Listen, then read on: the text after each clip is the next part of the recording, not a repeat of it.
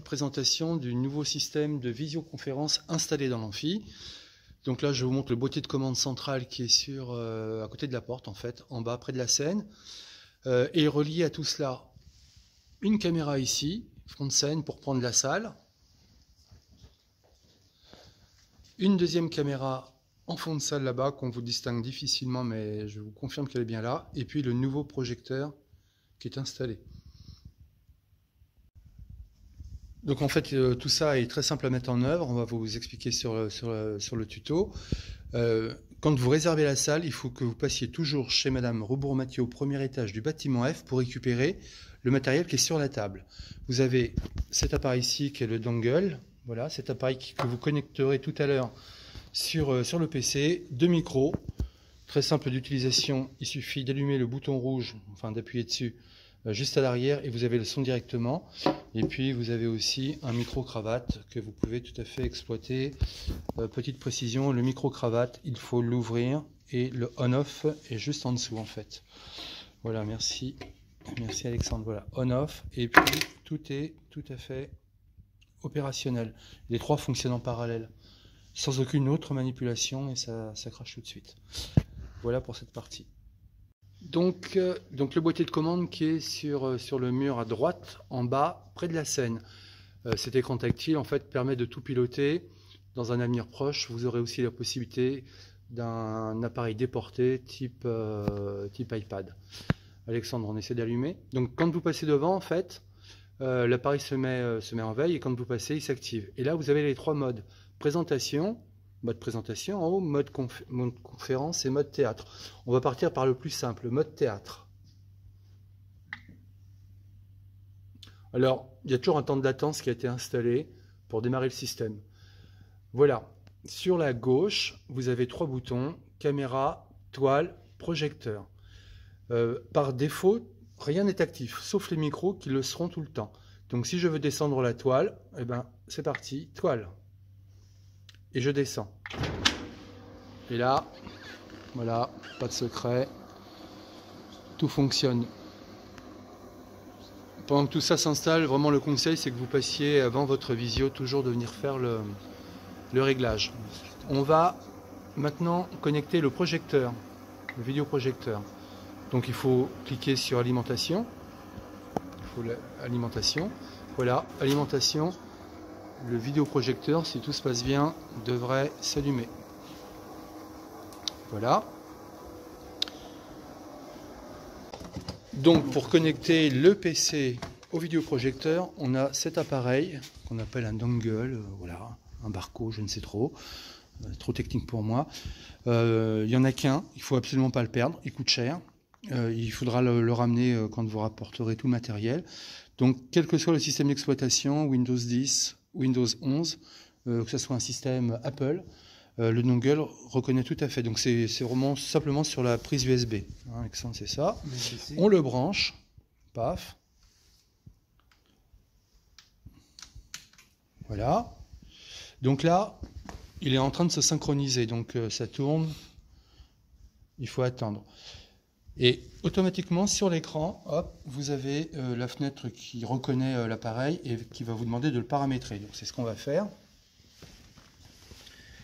Alors il faut aller pour le coup dans...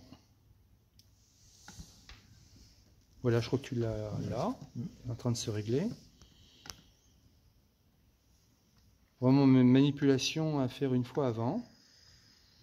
Donc là, dans l'ensemble des périphériques de votre machine, vous devrez retrouver voilà, le ClickShare qui est là. Vous voyez, ClickShare, on clique dessus. En fait, ça va chercher un petit programme. Il faudra lancer le ClickShare for Windows.exe. Je pense qu'on a le même peut-être pour Mac. Pour Mac. Mais lorsqu'on branchera un Mac. Voilà, ok. Donc on va cliquer sur l'exécutable. C'est simplement la connexion qui va s'établir avec le vidéoprojecteur et le dongle.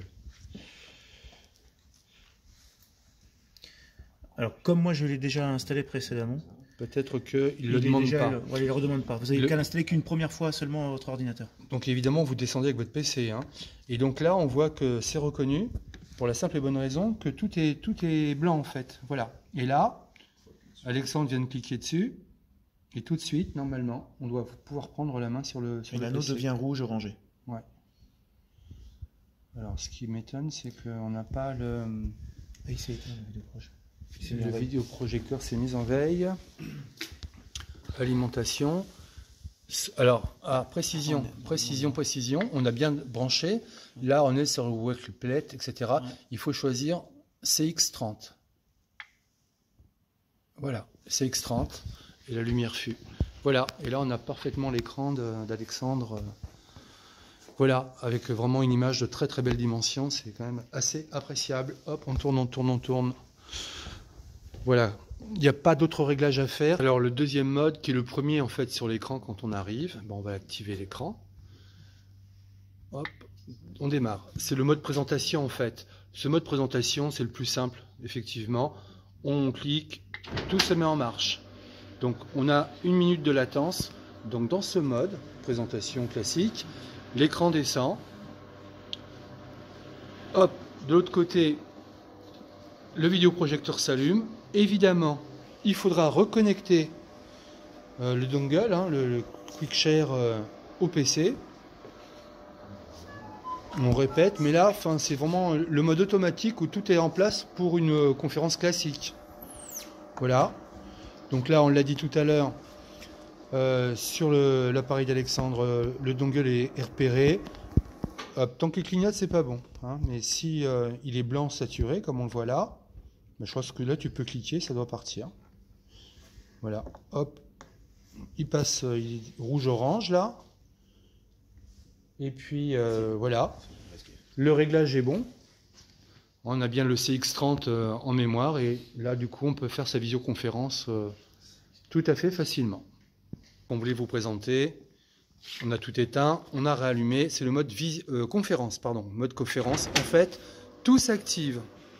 L'écran, que voilà. Les caméras vont s'activer automatiquement aussi. Et le vidéoprojecteur. Là, tout est actif. On voit la caméra du fond qui clignote. Dès qu'elle est reconnue par le système. Alors, je crois qu'il faut que tu branches le QuickShare pour le coup. Donc, toujours pareil. Il faut rebrancher dans le PC. Et là, pour l'exercice, on le fait à chaque fois. Mais en fait, cet outil-là, le dongle, le QuickShare, permet de centraliser, de capter tous les périphériques. Et voilà, les caméras sont activées, l'écran descendu, l'ordinateur est en train de reconnaître le périphérique. Alors, encore une fois, ça tourne, c'est que c'est pas bon. Il faut attendre que tout soit blanc, et c'est le cas. Donc là, il suffit de cliquer, rouge orangé, tout se connecte. Voilà, là on est en mode visioconférence, ça veut dire qu'on va pouvoir tout récupérer. Alors la visioconférence, évidemment, sur votre PC, il faut utiliser un logiciel de visioconférence, que ce soit Teams par exemple, voilà. On va tenter le coup, on n'a pas encore une grande maîtrise, mais on lance Teams. On va avoir sur la caméra ce qui est filmé au fond, et puis on va pouvoir diffuser comme on le fait habituellement sur une visio, quoi. Voilà, c'est pas la peine de faire toute la démonstration, il faut peut-être un peu se roder. Mais simplement, sur ce mode conférence, tout est actif. Et c'est quand même très facile. Alors, dernier point, évidemment, avant de quitter la salle, surtout, ici, sur l'écran de contrôle, hop, je me synchronise aussi, le petit bouton éteindre ici, que voilà. Voulez-vous arrêter la solution? Je confirme.